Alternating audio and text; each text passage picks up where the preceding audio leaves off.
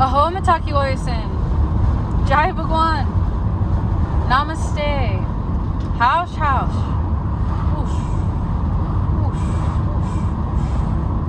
Good day, everyone. How many of you have taken the time to sit down and read out of a physical book today? Press 1 if this is you.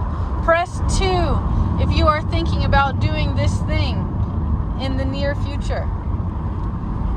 Press 3 if you have spent your time reading today, however it's been on a piece of technology or a device like a phone or a computer, and that was your news source. Or maybe a tablet or some type of screen or TV. And news does not have to be like local information. It can be any information or informative. And that can even be like entertainment forms of news, you could say. Meaning that it's possible that you're not watching and listening to things that are 100% fact. However, they are meant to provoke thought and feeling, meant to provoke emotion. And then something to think about is, why was this emotion the emotion that was promoted?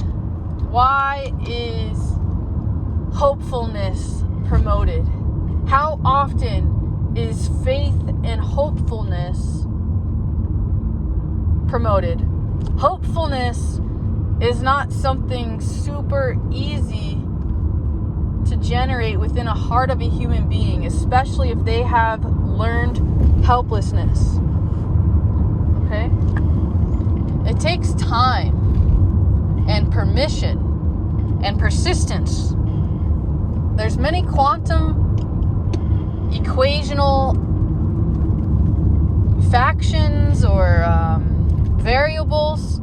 It's important for you to take time to digest and really have concrete evidence and understanding that things are not what they seem.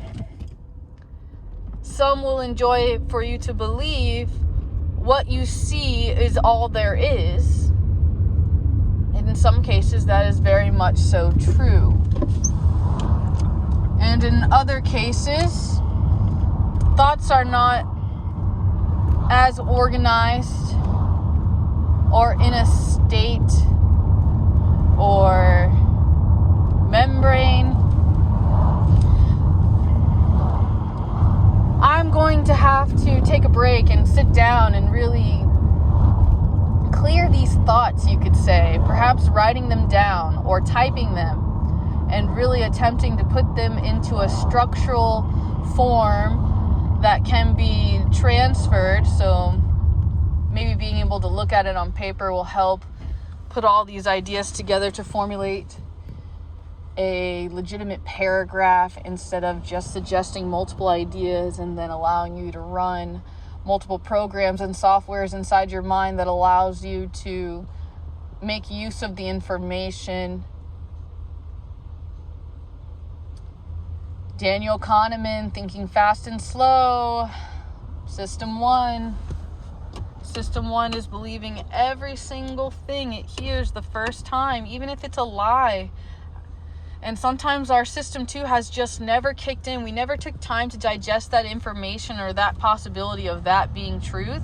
And therefore we are living a life of lies because we are living with the belief system and the agreement that that is true. We are agreeing that that is true. For example, we can be silly and heyoka and say, let's play pretend, okay? I will use me as an example as the object of playing pretend. And perhaps we can make it comical by adding some like slight truths. Like we could say almost like white lies or excuse the culture and all the different expressions. Just one moment. So let's say I have a belief system that says that I am no good.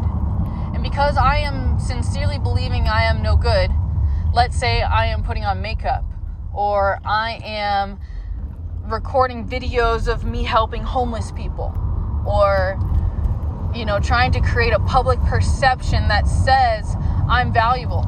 Or perhaps I have this core belief so deeply that perhaps I am overworking and overextending myself so much so that I can say to myself these stories that I am good, I am hardworking, because I have done the action that I can then tell the story. However, what is my driving fuel for my engine? I'm saying I'm no good. Therefore, that is my driving force and fuel of motivation, pushing me to do things way beyond my capacity. And at times maybe like out of place, like fulfilling a destiny or a mission or a job or a purpose when it's not my responsibility or statistically would not normally be within my reach to problem solve and equate with myself. And maybe there is a different version of self that comes on stage because I have navigated and changed and modified myself to being this person I am now. Alright, it's difficult to follow along and difficult to transfer at this time. Perhaps it's better to be mindful and to create this content in a more intellectually supportive container instead of driving and having my attention split up in multiple ways, although the car is definitely a sacred space where there are generating opportunities, or should I say the car is a great place for meditation and recognizing